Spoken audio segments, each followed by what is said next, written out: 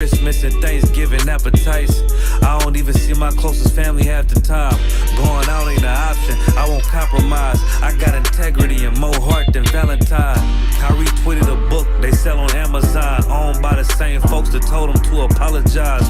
Remember, slaves couldn't read, wasn't allowed. So it's meaning when I tell you I'm black and I'm proud. Murdered us with the sword, that's how we learned religion. Community standards violate my First Amendment. Discontinue from my heritage under these bastards. Life a bitch, they make up lies and give you public lashes. I understand they confused by who the devil is. Why my people get so mad when I tell them this? Valley of dry bones, my niggas skeletons. It's hectic out there, hope you checking on your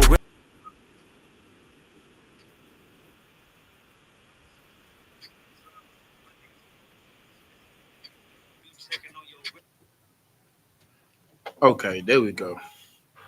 Hey, so Lucky, we had a little technical difficulty, but we back. Then let me just start it over. Then we can see the stream. Okay, it's over. Let me know if y'all can see now. You can write in the chat. Let me just good. Start it over. Okay.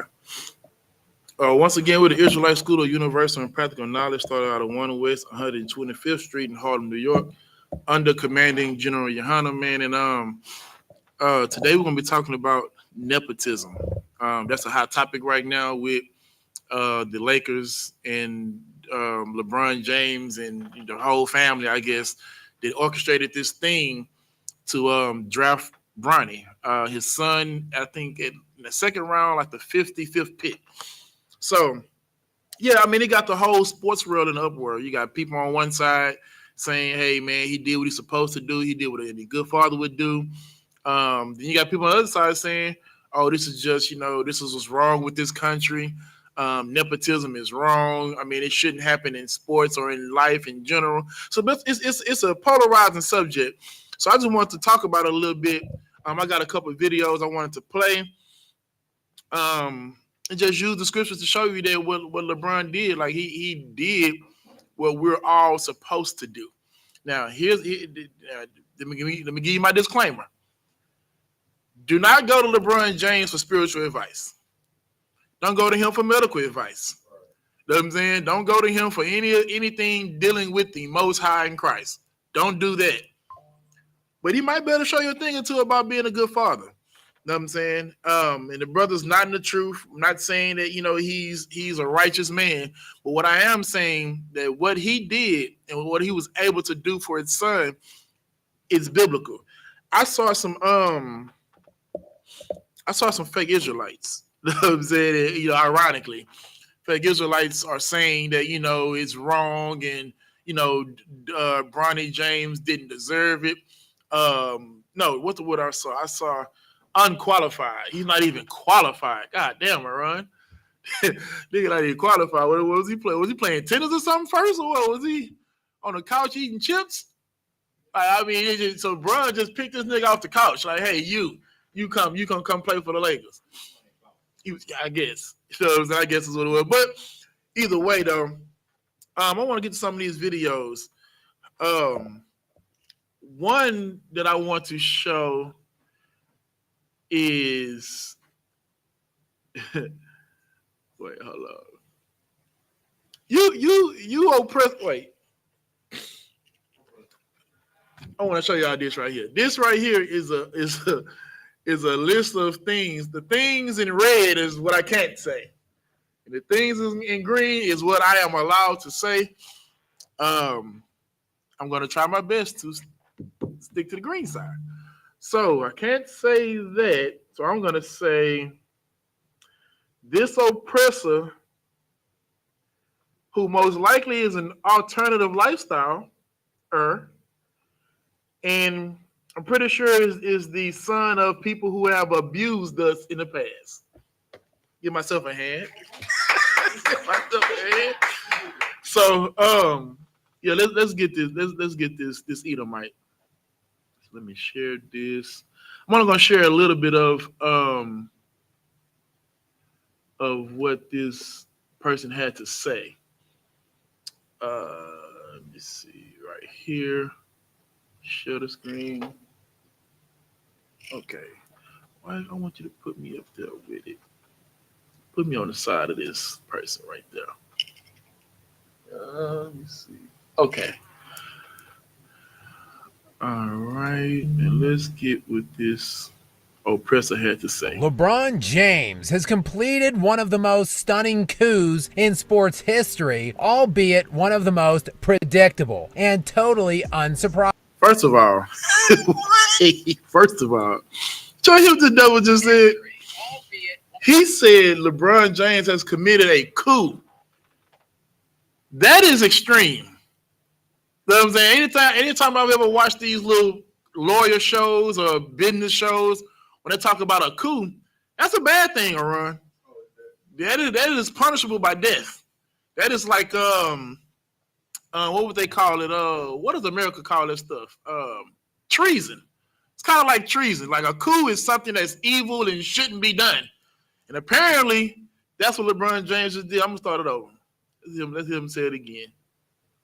Well, LeBron James has completed one of the most stunning coups in sports history, albeit one of the most predictable and totally unsurprising ones. As the now deadbeat laughingstock Lakers organization, formerly one of, if not the most storied and revered in NBA history, drafted a kid who would not have been anywhere remotely close to anyone's big board if he were not the son of the fraud king himself, LeBron James.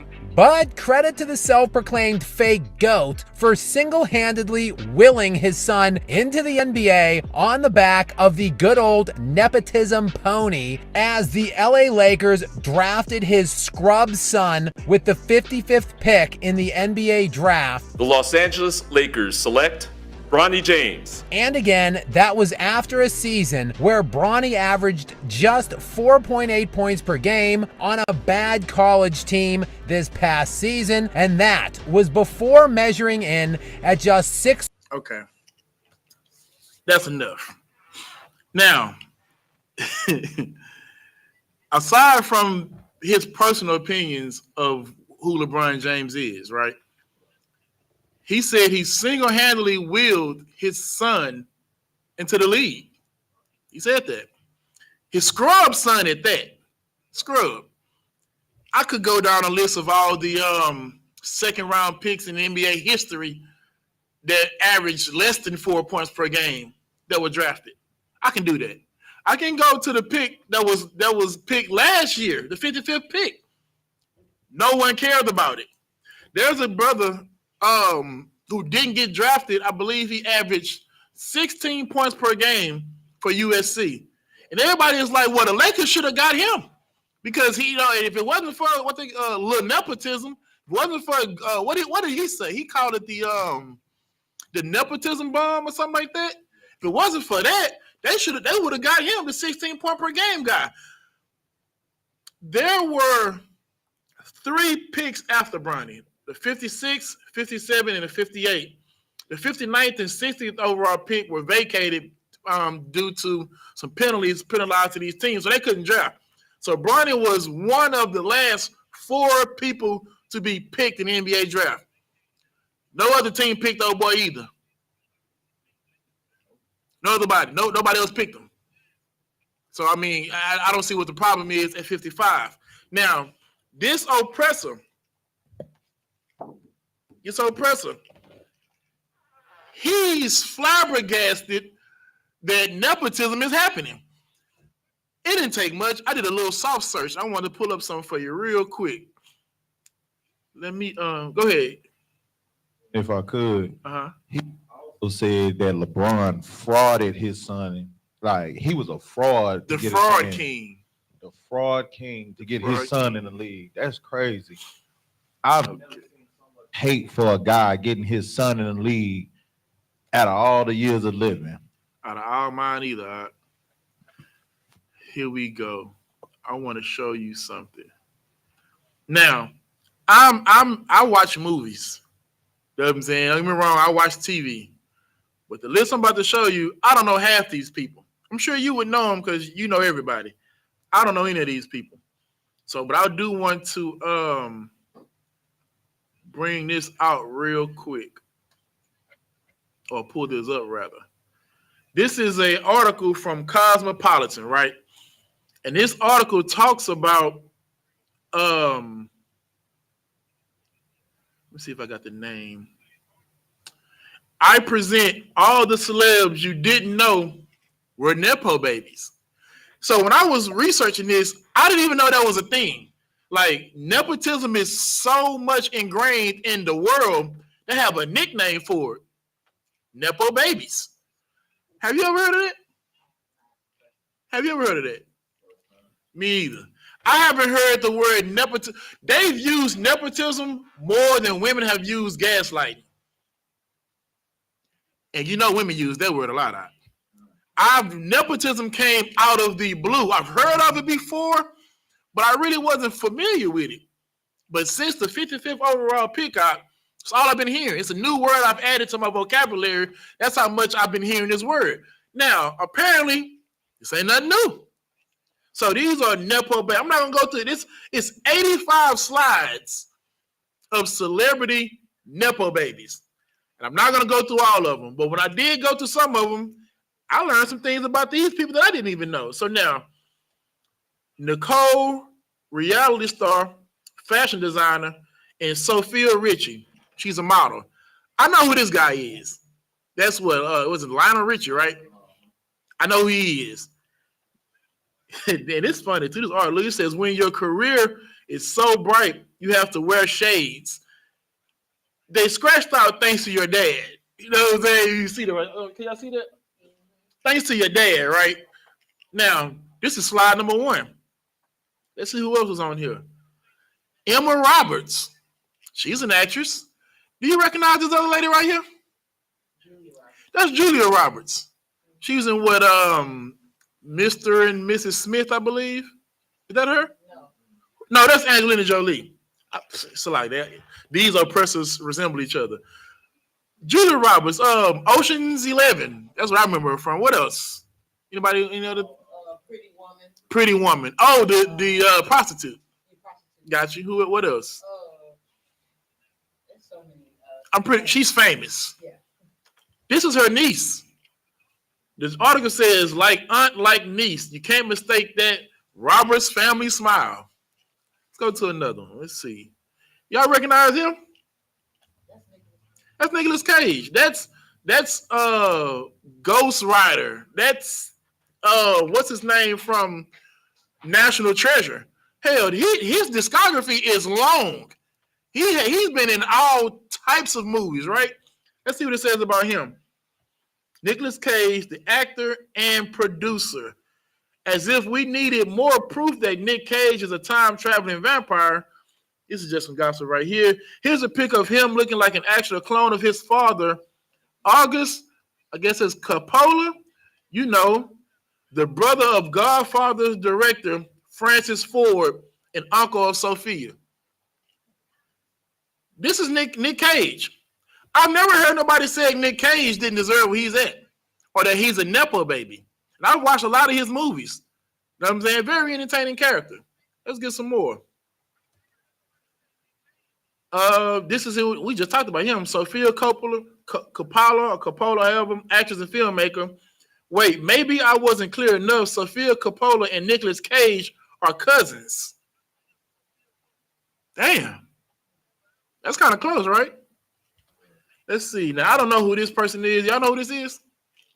Yeah, I'm going to skip them, but Nepo baby. I know who this person is. No, I don't know the person. I know the parent.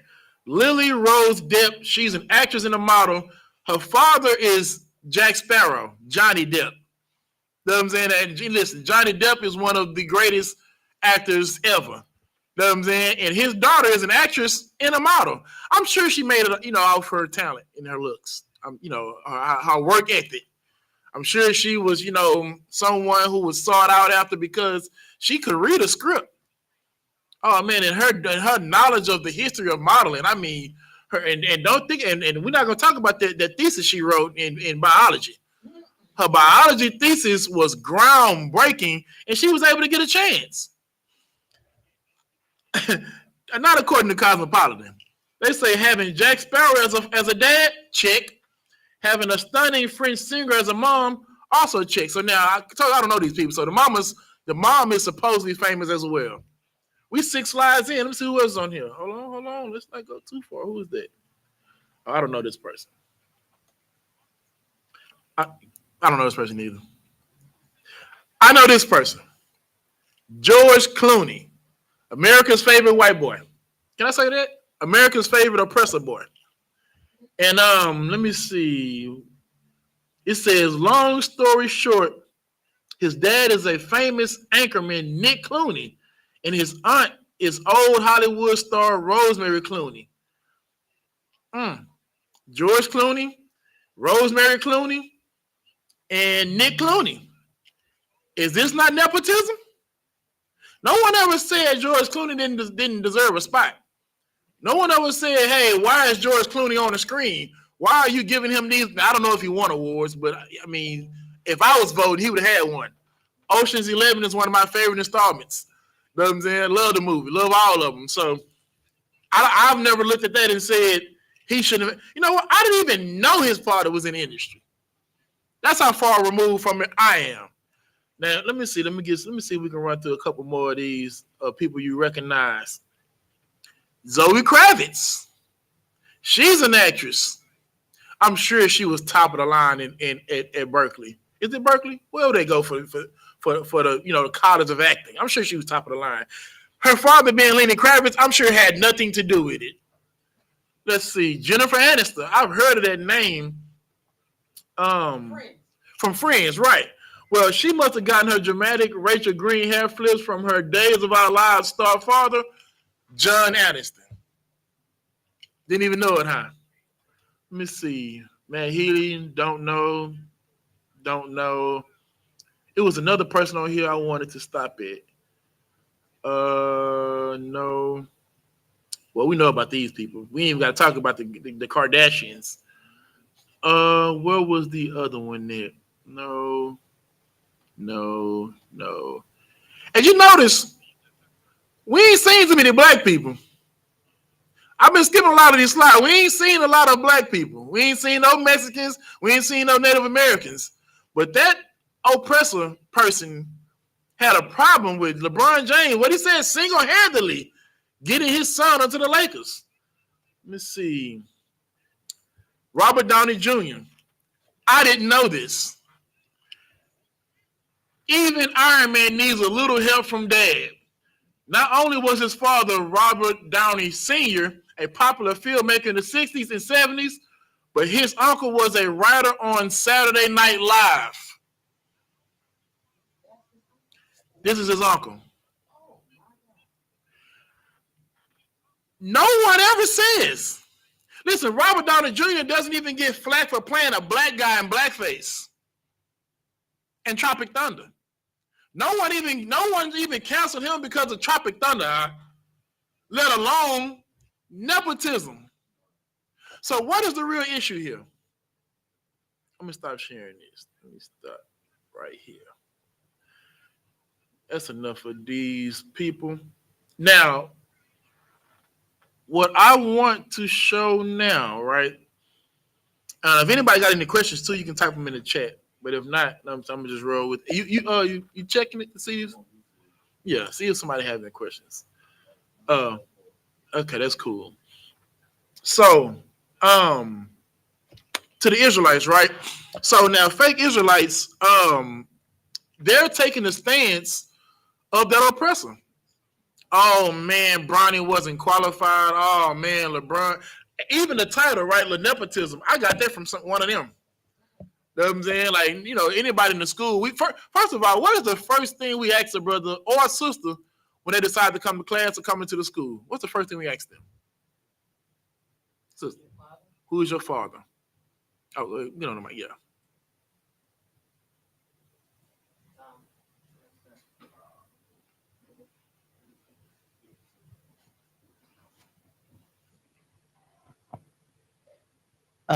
They ask who their father is. We ask who their father is. Why?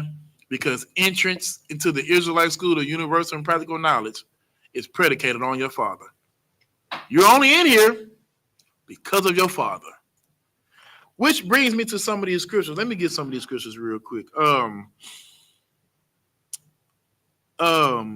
Give me Genesis 16. I'm not 16. Genesis 6 and 17. I'm gonna read 17 and 18. And I got another video I want to play too. But just to show you that nepotism, it's in the Bible. It's biblical.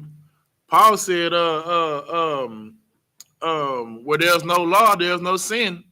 Where there's no transgression of the law, because that's what sin is. Well, I don't think there's a law against nepotism, because if it is, then I think this would be wrong. You heard what I asked for? 17. Mm-hmm. This is the book of Genesis, chapter 6, verse 17. And behold, I, even I, do bring a flood of water upon the earth. Now, this is when the Lord was about to flood the earth because of, and if I could, shout out to Officer Kazak Damar out of Florida last night. He battled some guy on falling angels and if it's biblical or not. And brother, when I say he slaughtered him, it was ridiculous. It was so bad, really. Okay, now don't get me wrong, Kazak did his thing for sure, but the brother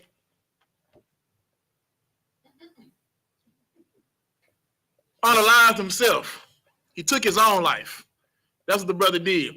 The whole title of the debate is, are fallen angels biblical? Now, unless I didn't forgot what biblical means, doesn't biblical means pertaining to the Bible? In his opening round, he read from the Ascension of Isaiah. I don't know what the hell that is, but I can guarantee you it's not in the Bible. And when I tell you Kazak made mincemeat of this brother in his Book of Enoch, Book of Jasher, and all this garbage and nonsense, right?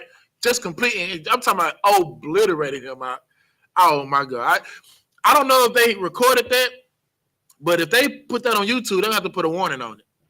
It was that bad. He completely did. But the reason why I brought this up, because of course, one of the contentions was the Genesis 6th chapter, when they talk about the sons of God sleeping with the daughters of men. Where here, this is what the Lord brought on the flood, right? So we up at 17 and we start at the beginning again. And behold, I, even I, do bring a flood of water upon the earth to destroy all flesh, wherein is the breath of life from under the heaven, and everything that is in the earth shall die. Everything that's in the earth that shall what? Shall die. Okay. Everything in the earth is going to die because of these waters that the Most High is bringing. Read the next part. But with thee. But with what? But with thee. So now everybody is going to die on the earth. But what? But with thee. Will I establish my covenant. Now, it didn't say with y'all. It didn't say with everybody. It said with thee. Who is the thee in this? Noah. Keep reading. And thou shalt come into the ark. Thou. And thy son. And thy wife. And thy sons' wives with thee. With who? With thee. This is the Lord establishing a covenant with Noah. Not Noah and his family, but with Noah is who he established it with. Through Noah, it extended to Noah's wife, Noah's 3 sons, and their wives. I wonder what would have happened if they were not Noah's children. Things would have been pretty bad, I think. If it wasn't for good old nepotism. If it wasn't for good old nepotism. Oh man, Shem, Ham, Japheth. It would have been somebody else. Noah and his wife and whoever the Lord would have made come out of Noah's loins. Would have been talking about it. Would have been Semites. Would have been something else. But because they were the children of Noah, because she was married to Noah, guess what? They were able to be saved. And it wasn't the ark that saved them. No. It was Noah's obedience to the Most High and their relationship to Noah, which saved their life. As a matter of fact, let's get that. Pull up the definition of nepotism. I want to see if this fits this.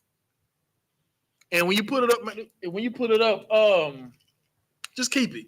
Because all these scenarios, we're going to see if nepotism plays a part.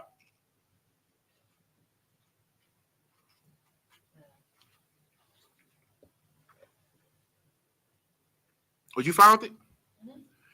The mic work over here? You want her to read it? Go ahead, read it, sis. The definition of nepotism: the practice among those with power or influence of favoring relatives, friends, or associates, especially by giving them jobs. Okay, wait. Read that definition again. Read it one more time. Nepotism: the practice amongst those with power. Wait, stop. The what? With power. The practice amongst those with power to do what? Or influence. Of favoring relatives, friends, or associates, especially by giving them jobs. So now, is this nepotism? By family, by relative, by power and influence. Go ahead in the back. You want another definition? They also have nepotism is an act of granting an advantage, privilege, or position to relatives or friends in an occupation or field. Good night. Read it again. What are you giving? Nepotism is the act of granting an advantage. Granting an advantage.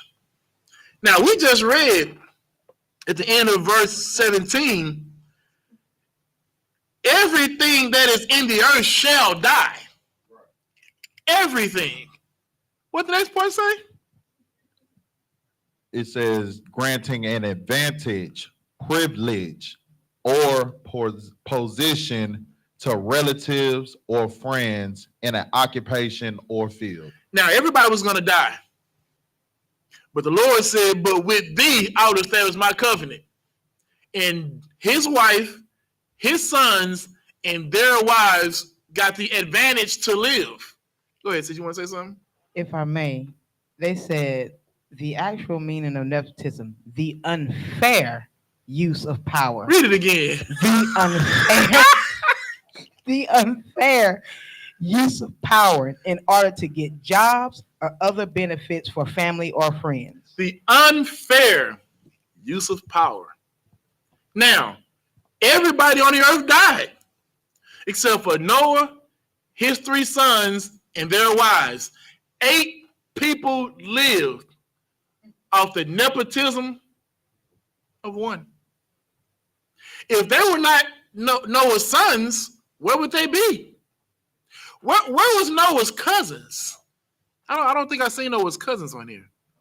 What about Noah's friends? Did they make it? What about his wives' people? Noah had a wife, she had a family. She had a father, brothers potentially, nieces, nephews maybe.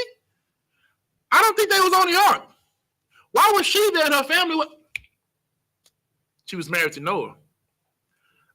I think that's nepotism. You think they was crying about that? I think nepotism would have been I think everybody wanted that nepotism. Moving forward. Give me Genesis 17:1 real quick. And I want to play this video. And this video, for those of you who have children, right? Especially for the men, for the brothers who got children. And Bronny is his firstborn. This is Bronny's Jr. This is LeBron James Jr., right? You know how you feel about Junior. the inheritance go to Junior. Like, this is your first child. And I think he had him when he was like, what, 18? You know what I'm saying? I think he was probably coming out of high school. Maybe the real was, his wife was pregnant. Who knows? You know what I'm saying? This is his firstborn son. I want to play this video real quick.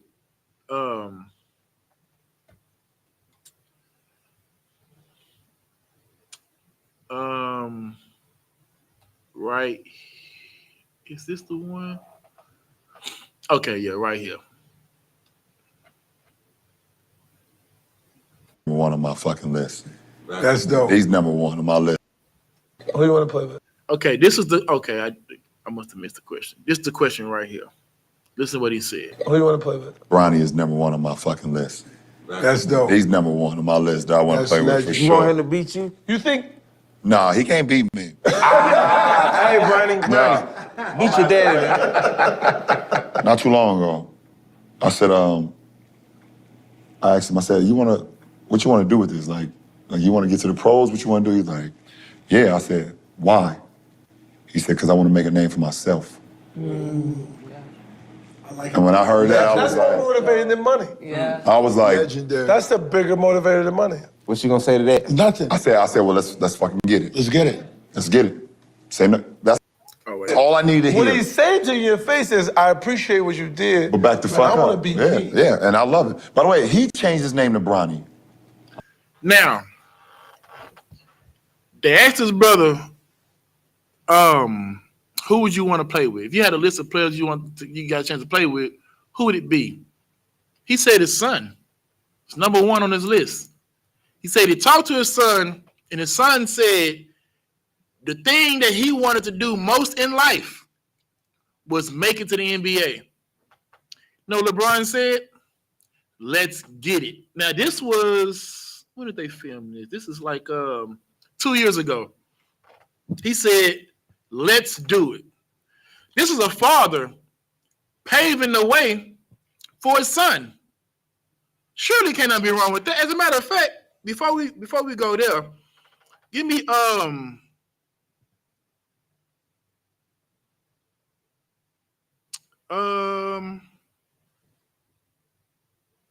no, we're not gonna go there yet. We'll come back to it. Read what you got right there. We're gonna read verses 1 through 8 real quick. Genesis 17, 1 through 8. This is the book of Genesis, chapter 17, verse 1.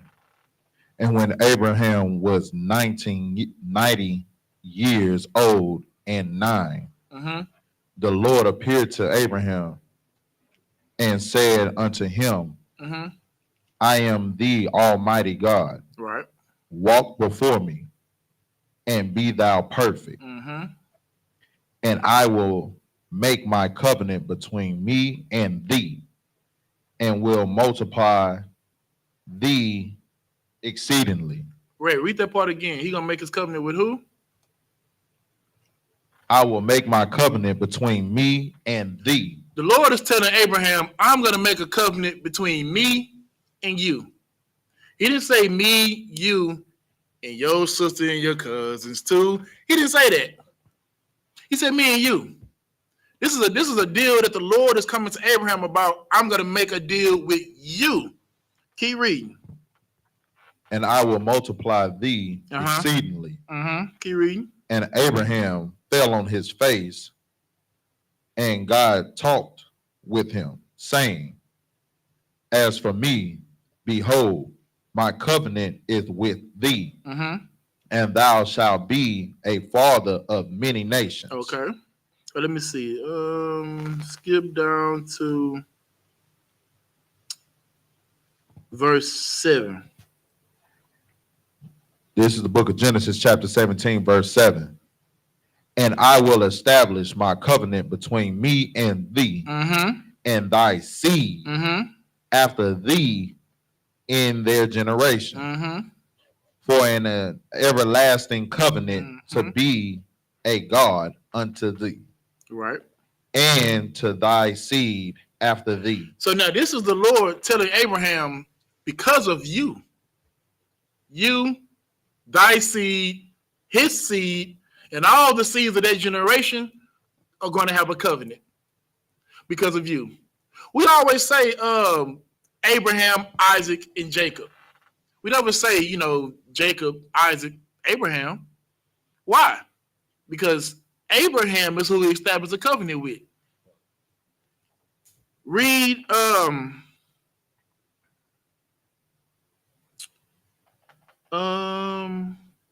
okay. Now, drop down to verse 18. This is where it gets interesting.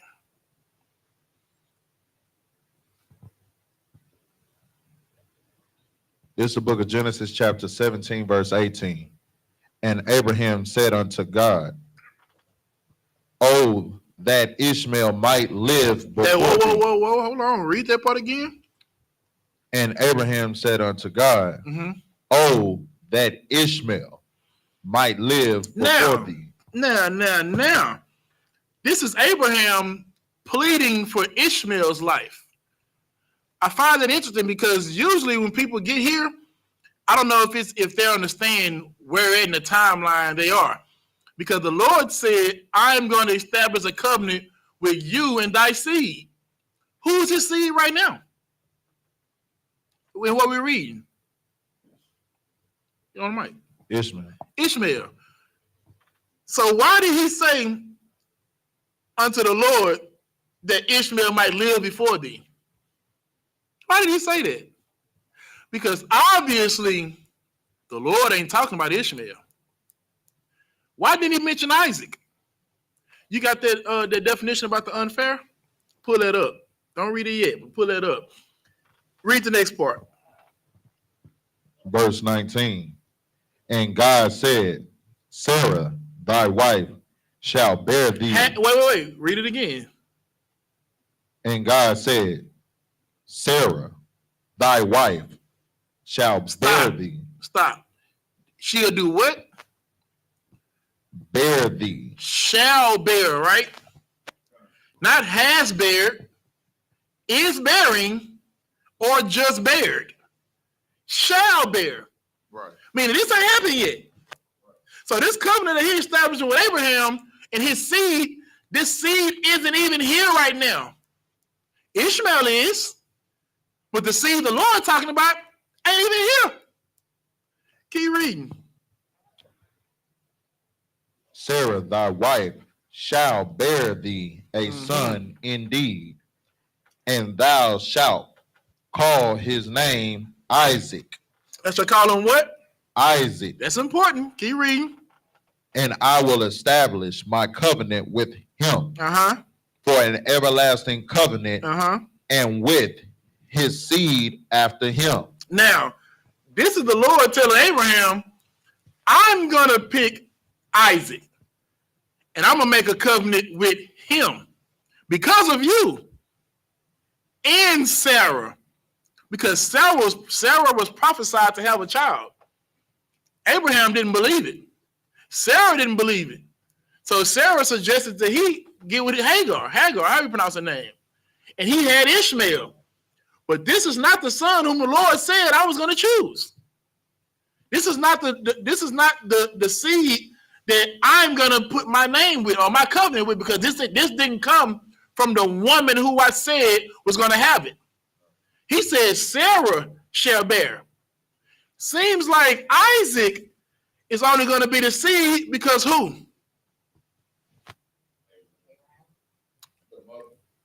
Give him a hand. The mama. Because Ishmael is already here. That's Abraham's seed. But it's not Sarah's. Read verse 21. But my covenant will I establish with Isaac, which Sarah shall bear unto thee at the set time in the next year. When? At the set time in the next year. Now, it takes 9 months to have a baby, right? So if this seed the Lord is talking about is going to be here in the next year, is Sarah even pregnant right now? She's not even pregnant. Is this fair to Ishmael? I don't think. Listen, is this fair to Ishmael? The Lord said, "I'm gonna make a covenant with your seed, Abraham." Ishmael's Abraham's seed. I bet Ishmael out there like, okay, covenant seed is only me. And he says, Sarah shall bear. Oh. What about the firstborn? Don't the inheritance supposed to go to the firstborn? Read the definition of nepotism again for me. Nepotism, the unfair use of power. The what? The unfair use of power. Now, the unfair use of power. Power was used right here. Whose power was it? It was the Most High. If the firstborn is usually the one who gets inheritance, and Ishmael isn't getting it and is skipping him, is it fair? And it also says, if I may, practice of favoritism based on kinship. Give her a hand. Goddamn. The practice of favoritism based on kinship. Well, let's see. They both came from Abraham. That's a check. But he said Sarah was going to bear it. Listen, Ishmael, you're going to be a great nigga. You know what I'm saying? You're going to have 12 princes and you're going to be blessed. But my covenant is going to go to Isaac. And that's what happened. Is this not nepotism? Is it unfair? Absolutely. But is it just? Absolutely. You know what I'm saying? Give the Lord a hand for good old nepotism. Oh, yeah, we are nepotism babies. Okay, let me see. I was gonna play that video again, but I'm gonna stop this one.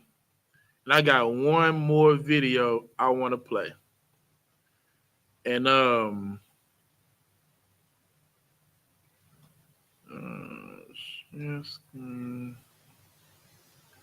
this one right here. Okay, I'm gonna share. Okay. Now, if y'all don't know, for people who don't know much about Bronny James, he was, I want to say, like top 20 in his class coming out of high school. He elected to go to USC. Before the season started, he suffered cardiac arrest on the practice court, right? This brother almost lost his life doing the thing that he said he wanted to do. Mind you, that video from Bron was 2 years ago. So meaning Bronny's still in high school. Senior year. So this thing hadn't happened yet. Know what I'm saying? So now we fast forward, Bronny suffers cardiac arrest. They don't, let alone playing basketball. They didn't know if he would live. Like as a parent, as a father, that's something that you would never wish on anybody. You know what I'm saying? Okay. Yeah, the idea of your son dying at practice would devastate anybody. Well, the brother made a full recovery and continued playing for USC, which is why he averaged the 4 points per game. He was out the whole season because he suffered something that will be career, life-ending. He was able to fight back and earn his way back on the team and earn his way into the draft that you said was orchestrated by his father, single-handedly picked somebody who didn't deserve it. It was unfair. Let's listen to what he said right here. This was posted like a month ago.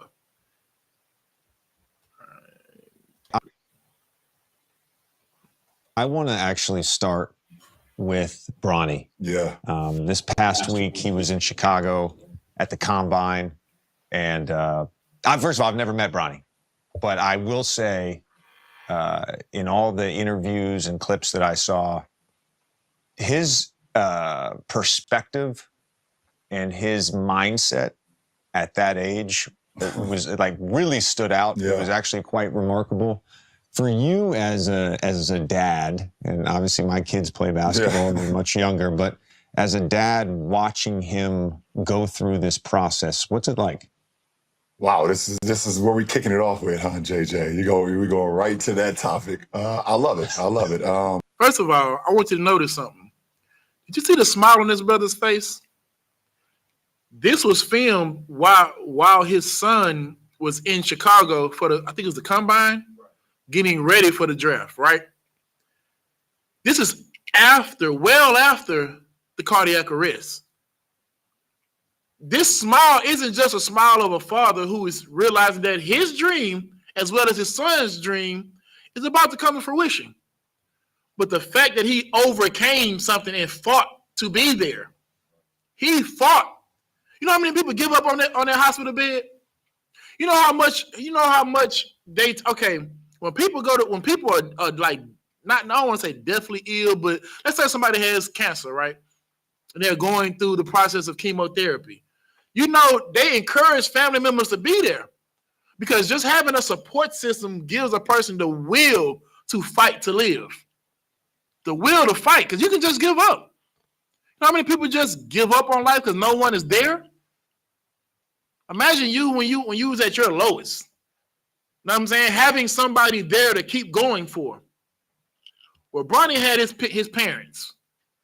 And this is his father talking about seeing his son in Chicago during the combine.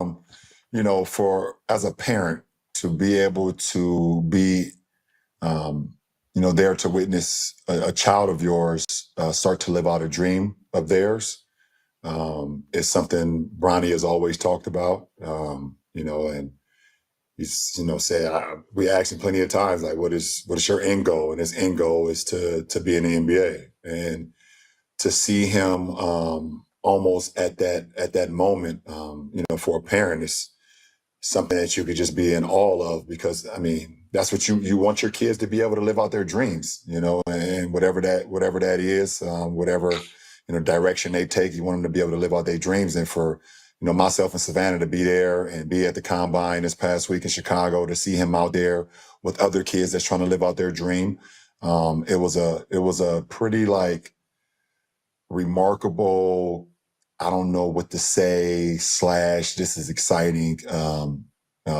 feeling for our whole family. And I probably know the same feeling for him as well. Okay.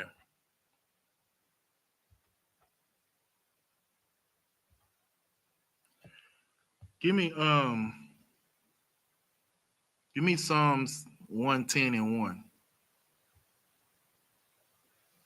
This is a father, right, who 2 years ago was asked, who do he want to play with most? He said his son. His son said it was his dream to make it to the NBA. The father said, let's get it. That oppressor accused this brother, whether it's true or not, accused this brother of single-handedly orchestrating everything. What do you call it? A coup. He ran a coup to get his son drafted in the NBA. Read what you got. This is the book of Psalms, chapter 110, verse 1. The Lord said unto my Lord, sit thou at my right hand. Read it again. The Lord said unto my Lord. This is, you know who wrote the Psalms? David wrote the Psalms. This is David talking to his son, Solomon. What did he tell Solomon? The Lord said unto my Lord, sit thou at my right hand. No, go sit somewhere else in the back. Sit thou at my right hand. No, go sit somewhere else and fight your way up here. Sit thou at my right hand. He told Solomon to sit at my right hand. Not stand up, not gird your loins. Sit at my right hand. Keep reading. Until I make thy enemies thy footstool. Make thy enemies thy what? Thy footstool. Thy what? Thy footstool. This is David telling his son, sit at my right hand until I make your enemies thy footstool. That's a father that loves his son. Right. That's a father that do whatever he has to do to make sure his son gets the kingdom. Right. Well, LeBron James did everything he could have to do for his son to live out his dream. Is it nepotism? You absolutely right it is. Absolutely. It was nepotism when LeBron did it. It was nepotism when Noah did it. It was nepotism when the Lord gave it to Isaac over Ishmael. And it's nepotism right now for him giving it to Solomon. That's exactly what it is. He said, I'm going to fight for you to get this done for you. That's a father. That's a real man. Now, am I telling you to go get spiritual advice from LeBron James? I am not. Don't do that, brother. If you want to learn how to, lay up in traffic, you know what I'm saying? You holler at the boy. You want to figure out how to drop a dime? He's number 4 in NBA history. You want to learn how to get a bucket? He's number 1 in NBA history. Although you can find a person who's better skilled. You know what I'm saying? Go ahead. What you got? Salaki, if you want to learn how to make sure that you can stay playing basketball for a bunch of years. How can I forget that? If you want to figure out how to play at a high level for 20 years in the NBA, you go to him. But to come down to the Most High in Christ, no. I'm not telling you that that's the brother. But what I am saying, what he did is biblical. And we see it right here. As a matter of fact, give me and this is what bothered me, right? Give me Deuteronomy 7:6. For the fake Israelites, right, they came out and said, well, he's not qualified. Oh, well, Bronny James, he wasn't that good. What does the old person call him? A scrub. You know what I'm saying? He's a scrub. And we got some of our people who agree with him, who agree that the brother didn't do anything to deserve it. He was unqualified and all that. But I just want to bring you back to what you are and why you're even here, why you're even in the truth if you're in the UPK, and why you think you're still in the truth when you're not in the UPK. It's not because you were the greatest. But we're going to read it. Read what you got out. Read Deuteronomy 7 and start at verse 6. It's the book of Deuteronomy chapter 7, verse 6. For thou art a holy people unto the Lord thy God. The Lord thy God has chosen thee to be a special people unto himself.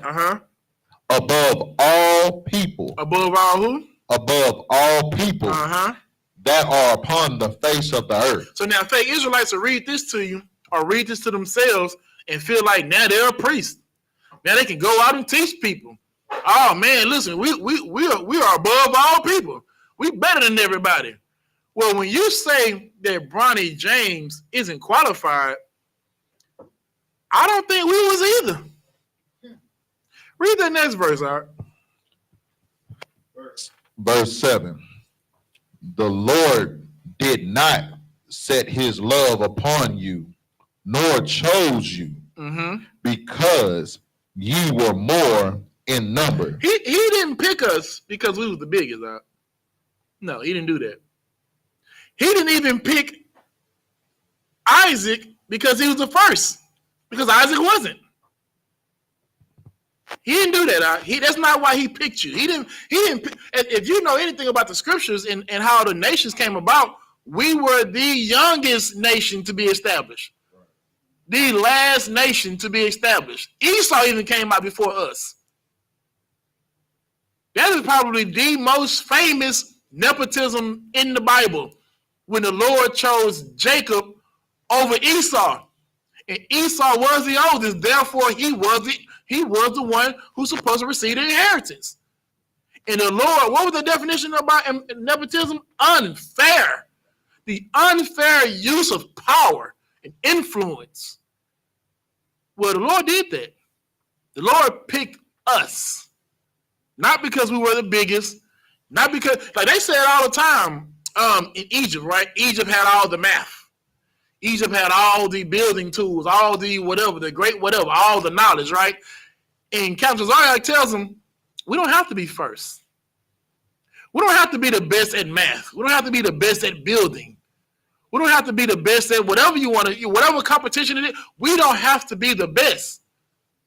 But the Lord chose us. He didn't choose you. Keep reading. The Lord did not set his love upon you, nor choose you, because ye were more in numbers than any people. For ye were the fewest of all people. You hear that? He didn't pick you because you were so great, because you was the smallest. You were the poorest. You are the most less fortunate. Like if you go read about Jacob and Esau, Esau was a hunter. Esau brought back something to the table. When they were talking about what you're gonna bring to the table, Esau brought meat to the table. He went out there and he hunt and he unalived animals to bring home meat for the family. Jacob dwelled in tents. You know what I'm saying? Like he was chilling. But he was picked. Not because he was some great hunter, not because he was some great, whatever. He was picked because that's just what the Lord chose to do. Because of the covenant he had with Abraham and Isaac. Keep reading. Verse 8. But because the Lord loved you, and because he would keep the oath which he had sworn unto your fathers. Wait. Which he had sworn unto you? Unto your fathers. No, because you was just, you deserved it. You did everything you're supposed to do, and he swore to you. Because he would keep the oath which he had sworn unto your fathers. No. Clearly you were qualified. Clearly you as an, fake Israelite was just so qualified because you have everything. You're just so entitled. You just, you got all the knowledge, all the expertise, everything. You were just so good at what you do. That's not what the Bible said. He picked them because of what? But because the Lord loved you, and because he would keep the oath which he had sworn unto your fathers. He swore an oath to your father. That's why he kept you. You are the chosen seed because of something your father did. Because Jacob wrestled a goddamn angel. That's what he did. Your father, our father, wrestled an angel and got a blessing. So because our father had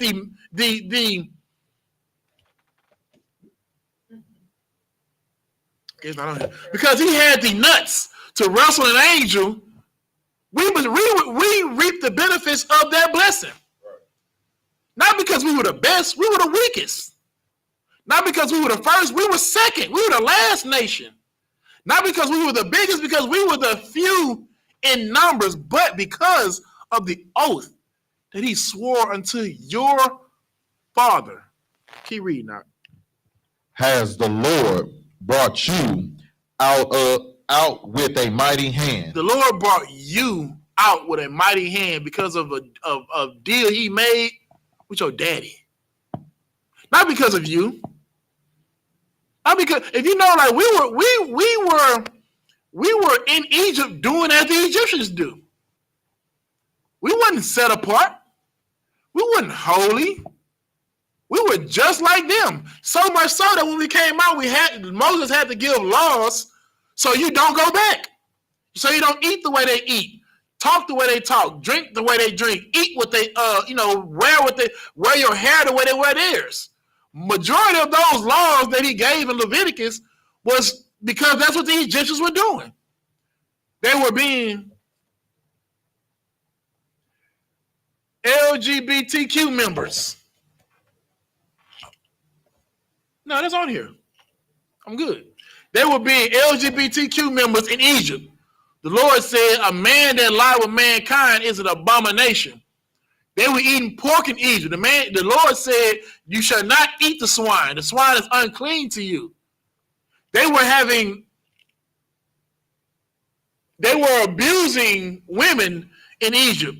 The Lord told you that an abuser would be put to unalive.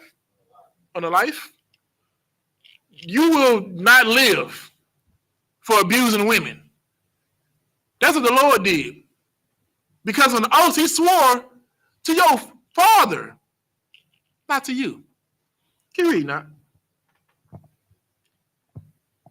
Has the Lord brought you out with a mighty hand and redeemed you out of the house of bondmen from the hand of Pharaoh, king of Egypt. Now drop down to 17. This is the book of Deuteronomy, chapter 7, verse 17. If thou shalt say in thy heart, these nations are more than I. These nations are what? More than I. These nations are what? More than I. So you think they're better than you because you see the rulership that they have, see the power that they have, all the prestige that they have, and you're the slave in their kingdom. This is back in Egypt, no differently than today. You look at that and say, well, surely they are more than I. What did the Lord say? Keep reading. Then I, how can I dispose of them? Verse 18, thou shalt not be afraid of them. Read it again. Thou shalt not be afraid of them. I know you think, right, you're unqualified. It's like you thought Bronny James was. You're unqualified because these other nations are just so much better than you. I mean, you know who I'm glad who didn't think that way? LeBron James. LeBron James didn't think that these other nations were better than him. He knows all the Nepo babies. We went through a whole slide of them.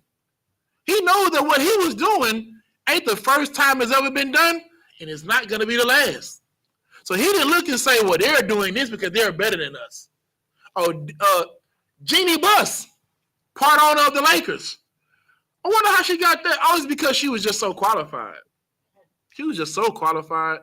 Let me tell you something. Let me tell you about the thesis that she wrote. Her architecture thesis, her business managing thesis that she wrote in college will blow your mind. But that's not why she got that. Her father was the owner. The Buss family owns the Lakers. Or what about Donald Trump? You know, when Donald Trump became president, you cannot be a president and the head of businesses at the same time. So he had to step down from all his businesses. And guess who he gave it to? He gave it to the most qualified person from Harvard that was on his staff. Oh, no, he didn't do that. He gave it to his sons and daughters because they were so qualified. Listen, you ought to read the Intro to Business by Melania Trump. You know what I'm saying? By Eric Trump. I'm telling you, his thesis, you will let him run your house by how well he wrote this paper. Of course, I'm kidding. He got the job because he's his father's son. You understand what I'm saying? Donald Trump didn't think it was above him to pass down his business to his sons. He didn't think it was so. Or what about Jeff Bezos? Everybody knows him. Ain't that the Amazon dude, right? He's so rich. And I mean rich. That when he divorced, his wife became one of the richest people in the world. Top 5. That's how much money he got. He got so much, or had so much money, that when he divorced, his wife jumped from not on the list to probably a competitor. That's how much money he had. You know how he started that? Take a wild guess. His father gave him $150,000. I'm sure it was because of, how well his credit was, and the bank knew that because of his portfolio. I mean, you saw the portfolio. Have you seen Jeff Bezos' portfolio? I mean, I'm telling you, brother, that's not why he got it. His daddy gave him $150,000, and he started Amazon. Even Donald Trump. Donald Trump is so lost in reality, right? When he talk about how he started in business, he say he got it out the mud. He got it on his own. All it took was some measly loan his father gave him of $1 million. Back in that time, $1 million in the 70s. Probably ain't that much, but it damn sure worth more than a regular million is today. Just a measly $1 million. Listen, that's all. That's all it was. He didn't go to the bank. He went to his daddy. His dada gave him $1 million and he became president eventually. But y'all got a problem with LeBron James getting his son into the league. I think they're very hypocritical of you. Who else? George Bush Jr. Do you not know there are rumors out that George Bush Jr. dodged the draft? This nigga didn't even go serve. George Bush didn't serve. Or if he did, no, I take the back. No, that's not what I'm saying. He didn't go to war. He avoided the war. But I'm sure his politics was just remarkable. Oh, brother, he's, the way he broke down on the economy and his plan for America was just great. Nah, I think maybe his father had something to do with it, who was also a president, George Bush Sr. If you look up every president, and I mean every president, they all got in off nepotism. Even Obama. Go look it up. Obama has ties to other presidents. Nepotism is in your face. You know what they call it? The way things go. They call it life. We got to put a word to it because it's unfair. No sweat. We're going to keep showing you that the idea of what some may call nepotism is in fact biblical. What were you at? Keep reading. And when you finish 18, we're gonna drop it. But go ahead, finish that out. This is the book of Deuteronomy, chapter 7, verse 18. Thou shalt not be afraid of them, but shall well remember what the Lord thy God did unto Pharaoh and unto all Egypt. Okay, so let's drop that in.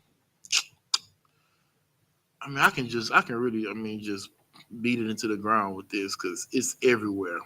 It is everywhere in the Bible.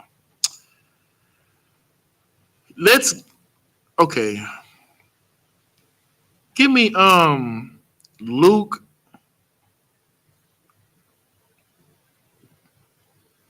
1:31. Wait, you know what?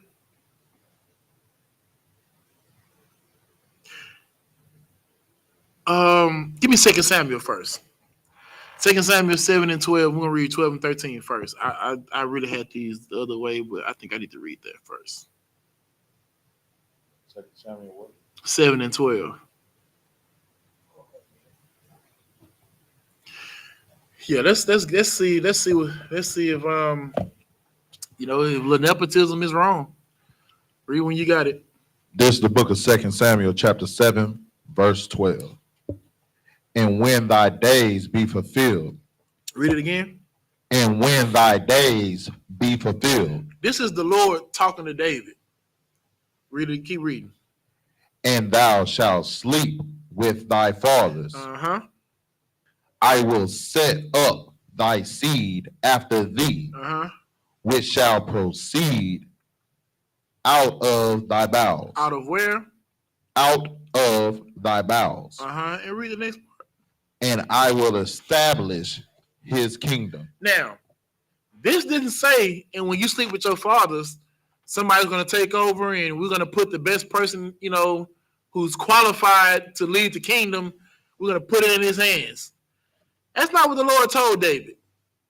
The Lord said, when you sleep with your fathers, I will set up your seed after you.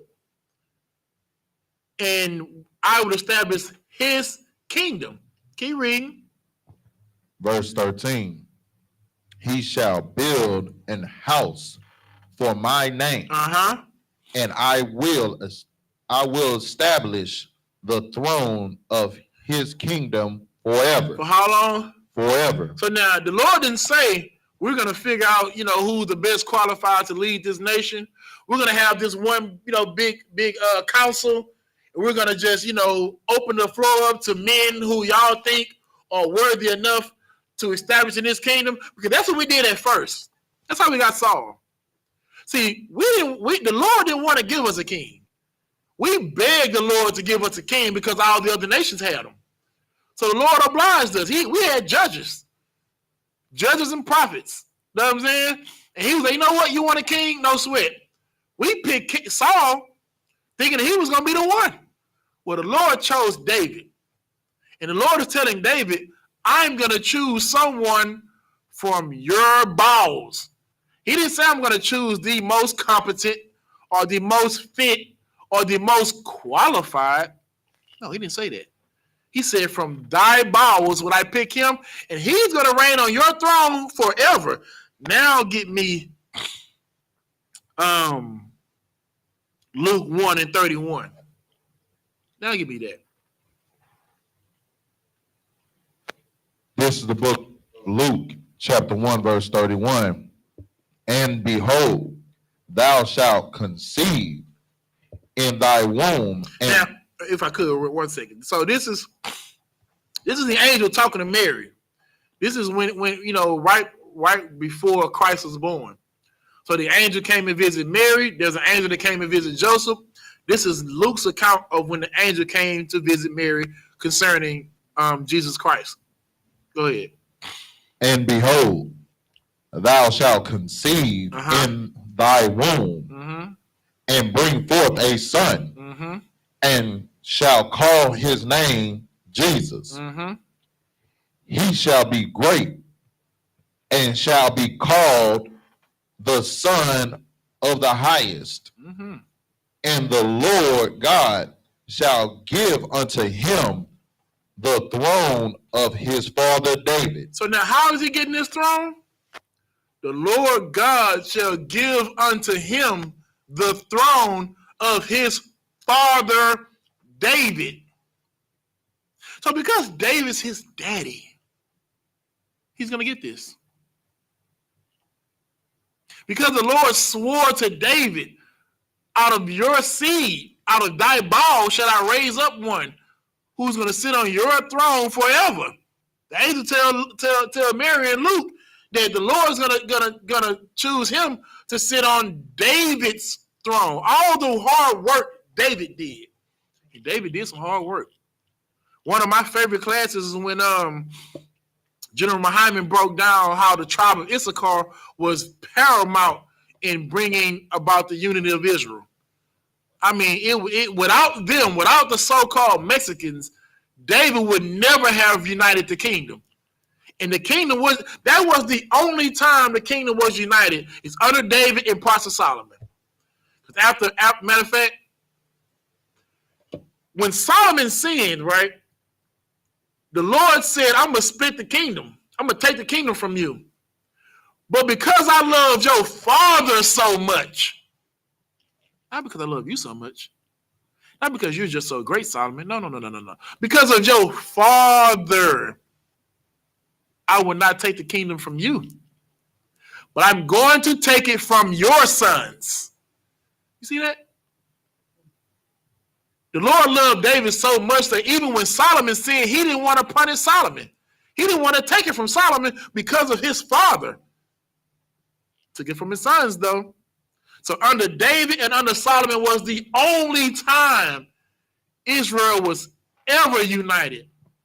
And the Lord said, because of your father David, I'm going to give him this throne. Keep reading. Verse 33. And he shall reign over the house of Jacob forever. For how long? Forever. So not only is this person I'm going to give the throne to, he's the last nigga getting it. He's going to reign over it forever. Keep reading. And of his kingdom there shall be no end. And there will not be an end to his kingdom. Now, this is before Christ got here. Right. Now, when Christ got here, he went to work out. Oh, it was prophesied he was going to get it. But he still went out there and done it.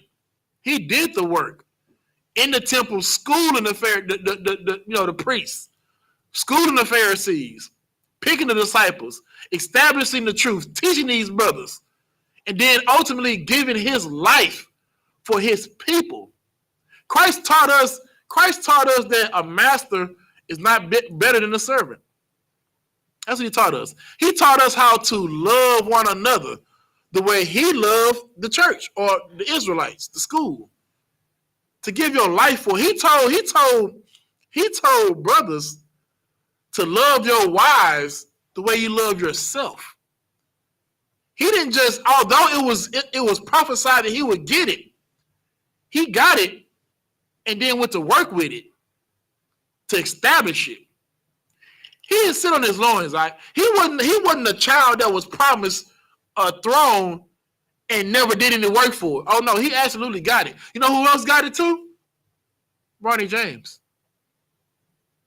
Yeah, he wasn't sitting at home playing video games. He wasn't, a truck driver. He didn't work for UPS. You know what I'm saying? Or FedEx or something like that. He wasn't doing DoorDash and Uber Eats, and then LeBron was like, come here, nigga, you're gonna be the 55th pick. I mean, he did go to college, right? I mean, he did make it, he did go play in the combine. He did register for the draft. It ain't like he was just sitting on the couch not doing anything. He did come back from cardiac arrest. I don't know. You tell me. I think he earned it. Same way Christ earned it. Go ahead. Salaki, if I could, I don't know too many people that made it into the NBA without having to go through the combine. Give him a hand. Like, you got to go through the combine unless you was just a dog in high school and in college. Now, and that's true. Okay. Remember, he wasn't picked number one. Number one would have been ridiculous. Even with the 17th pick that they had, would have been ridiculous. We're talking about the 55th pick. 55th. You don't think you wouldn't waste the 55th pick? Who was the 55th pick last? You don't know. No one knows. You gotta Google it. The year before that, good night. The year before that, who even cares? And I tell you, next year, no one's going to care about this. No one gives a damn about the second round. Outside of the lottery, no one even cares.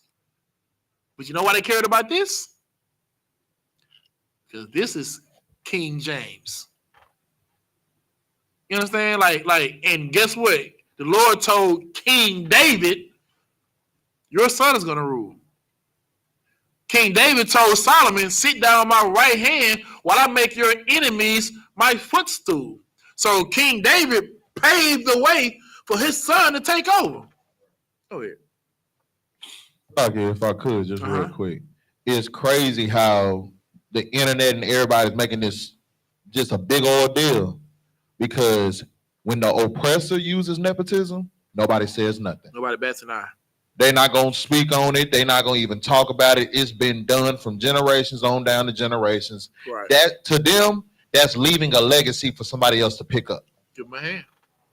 But, that's exactly what it is. But for LeBron to do it, he's the biggest, he's the king fraud of getting his son there. Did a coup. He did a coup. A coup. It ain't the fact that he was great, so he's leaving a legacy for his other sons, and his other sons actually had to grind for it too, because he's not just giving it to him like, Donald Trump getting $1 million, The boy had to go to the combine and actually do good in the combine. That's true. Say it again, sis. America is the biggest hypocrite ever. They built on it. The whole preamble to the Constitution was built on hypocrisy. Now, so we showed it, right? We showed nepotism is in the Bible. The unfair use of power is in the Bible. It's nepotism. Because of what your father was, that's what you are today. Because of Noah, Ham, Shem, and Japheth, they lived. Because of Abraham, Isaac got the covenant. Because of Isaac, Jacob got the promises. Because of Jacob, we are allowed to come into the truth today. Well, no, Salakia. Because of Christ. But because of Jacob, that's why we Israelites. But because of Christ is why we got a second chance. And speaking of second chance, now this is for anybody in the school, right? You know, who may, and I know it ain't nobody here. Like, we all understand what we're in here fighting for. Like, we're not just trying to make it. We're trying to rule it. You know what I'm saying? Especially the men here. We go through Hebrew Academy for a reason. We're trying to be the 144,000, Christ's, sidekicks.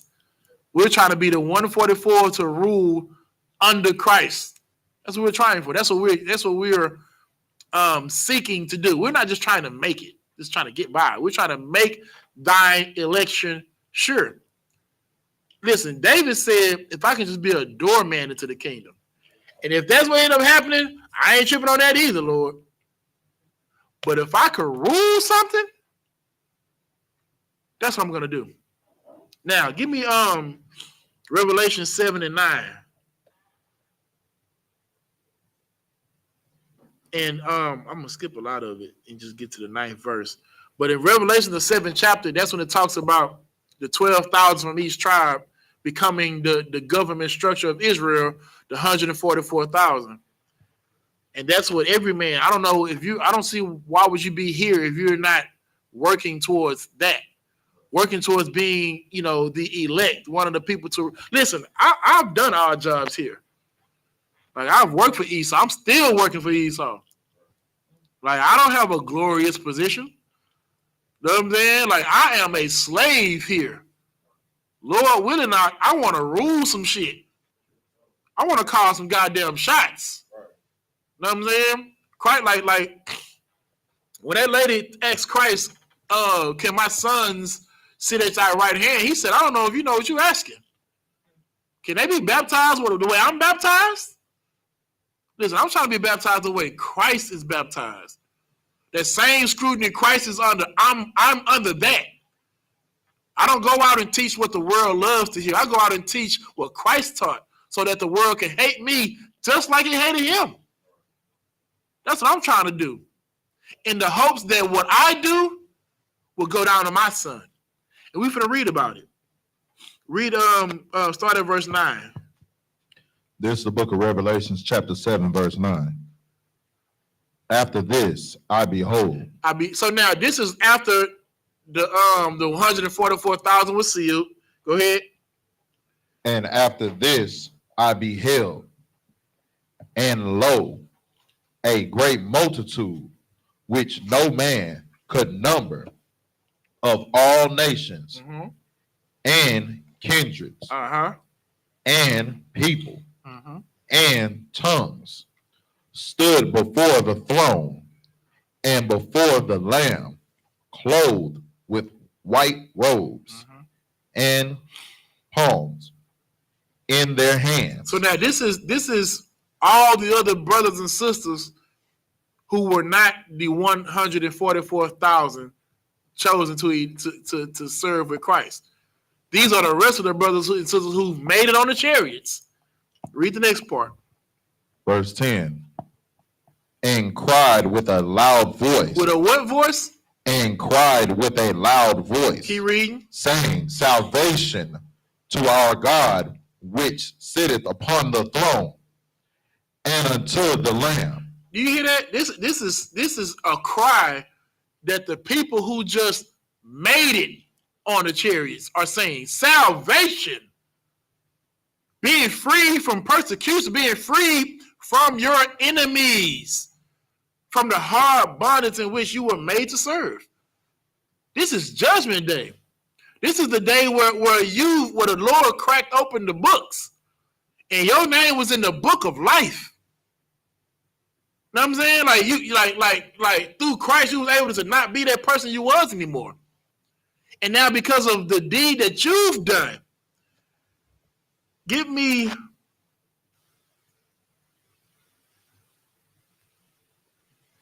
Let's go to Revelation 20 in verse 4 through 6, and we're going to get up out of here. But I want to make sure I bring this home. There's a book of Revelations, chapter 20, verse 4.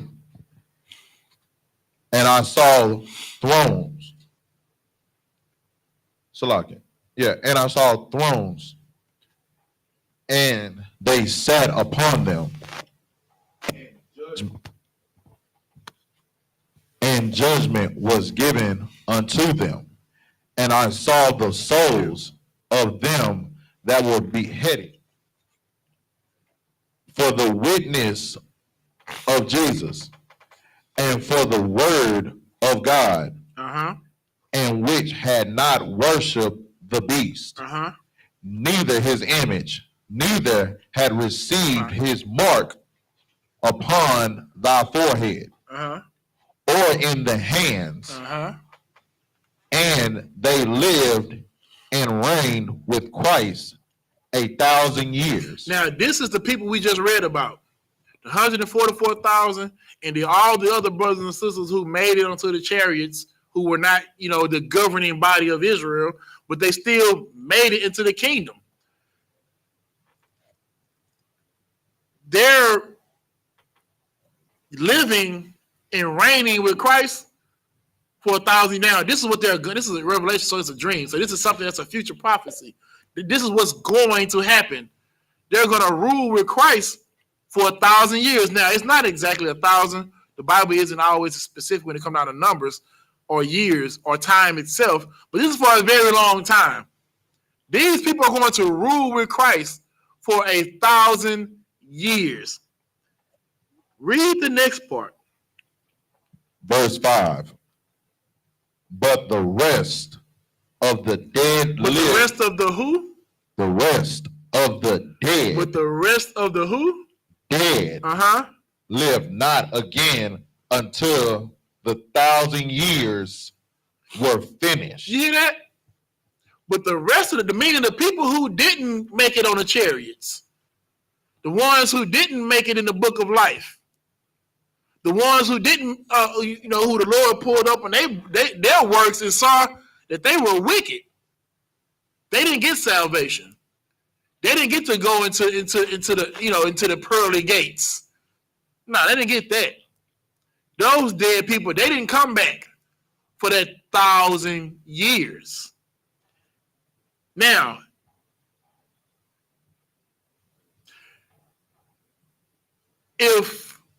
how can I word it so I won't give it away? If those people who didn't make it in the book of life didn't live during that 1,000 years, who were the people who were reigning, dying, and I think I just gave it away. Who are the people living and reigning with Christ for the 1,000 years? Get on the mic. The Nepo babies. I mean, that's obvious, but explain how it's nepotism. So you talking about the kids that's coming from those that are reigning. So say for instance, if it was you, it'll be you and your family and all your kids and your kids' kids that came along with you and made it because you made it. All them kids and the generations that's gonna keep passing down, all those is gonna come. What happens? Because that's you almost got me there. But there's only one thing you're missing. I'm gonna ask this. So what happens? It is gonna give it away, but what happens when I die? You're gonna be reincarnated. Into what? The nepotism. Give me. We Did you hear that? We there. Remember, the people who didn't make it on the chariots, those dead, they don't live for 1,000 years. And reincarnation is biblical. So everybody that's dying and coming back within that 1,000 years, they're dying and coming back into the kingdom, or in Lord willing, in our case, into the 144, based off who?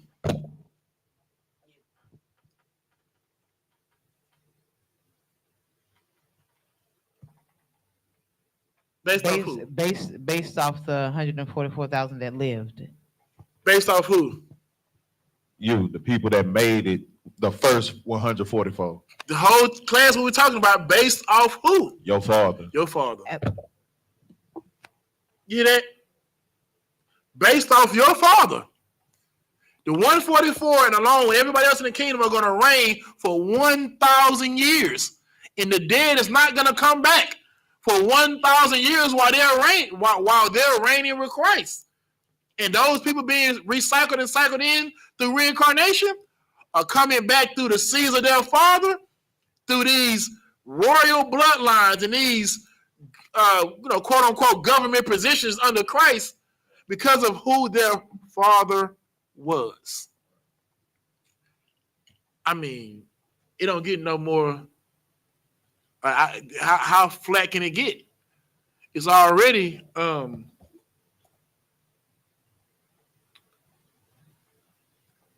it's about as flat as the oppressor's daughter's butt. It's about as flat as it's gonna get. Nepotism is inheritance. That's all it is. Nepotism is an inheritance. And in a day where black men are not celebrated at all, they praise Dwayne Wade for his courage to let his son become a girl. That's wicked. You ain't not in the truth. That is wicked. That is a abomination. Well, LeBron James, he made it a way to where his son can make it in the NBA and achieve the dreams that he wants to achieve. I think that's righteous. I think that should be celebrated, applauded. I think that's what a black man should be doing for his family. And guess what?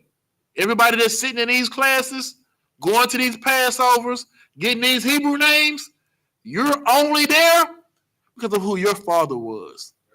So before you fix your lip to say something about a man and giving inheritance to his father, look at yourself and say, if it wasn't for my father, would I be here? With that, I'm going to pass the class over to Officer Ryan.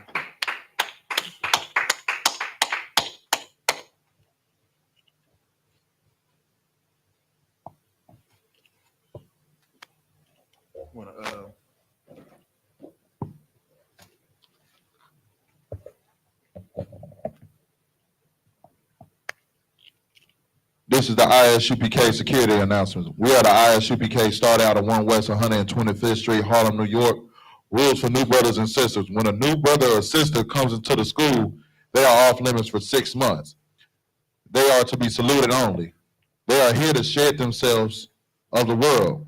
If they need transportation, the teacher will arrange it. After 6 months, if a brother or sister is interested in a particular person, he or she must get permission from the head to speak to the brother or sister. There are another 6 months where the brother and sister will court each other.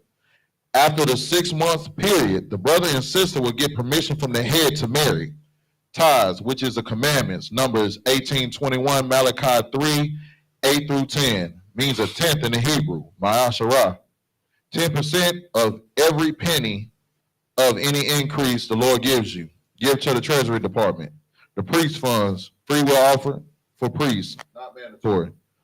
Whatsoever amount you would like. The upcoming holy convocation, memorial of the blowing of the trumpets, first day of the 7th month, Wednesday, the 2nd of October, 2024. Read Leviticus 23, 24 through 25. If any brother wants to become a trooper in the school, start wearing black boots, shirt, headband, and scarf. And those are the security announcements. Also, for anybody in the Houston or I think it's the whole South Texas area, I think it's tropical storm barrel right now. But if you need any water, any non-perishables, make sure you get with your camp leaders and prepare like the ant. because we don't know what it's going to be. I think it's supposed to hit tomorrow, right?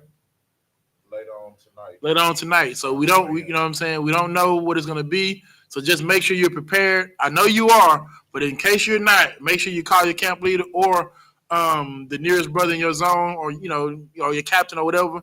Make sure you get some water and all the things you're going to need in case you're stuck in there or the lights go out. With that, I'm going to say, Amayim, stand. And one courtesy salute to the brothers. And of Israel, Amayim. Salakia. Amayim Shabbat. Amayim. Barak. Yahweh Hashem Yahshua Barakatah. Daimata. Sorry, I mean turn to the sisters. And here's going to do one courtesy salute to the sisters. Men of Israel. Amayim Shabbat. Amayim. Barak. Yahweh Shemalatah Ba'Hashem Yahushua. Daimata. Fair dismissed.